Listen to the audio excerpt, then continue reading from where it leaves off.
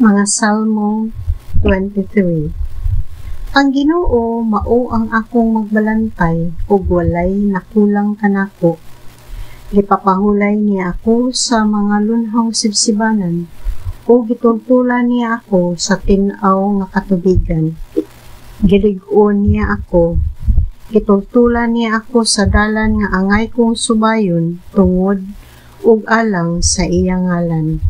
Bisan pag maglakaw ako sa ngitngit, nga walog sa kamatayon, dili ako mahadlok. Kay nag-uban ka man kanako. Ipanalipdan mo ako pinaagi sa imong sungkod o bunal. Giandaman mo ako pagkaon at tubangan sa akong mga kaaway. Gidihugan mo glana ang akong ulo o gipaawas mo ang akong kupa.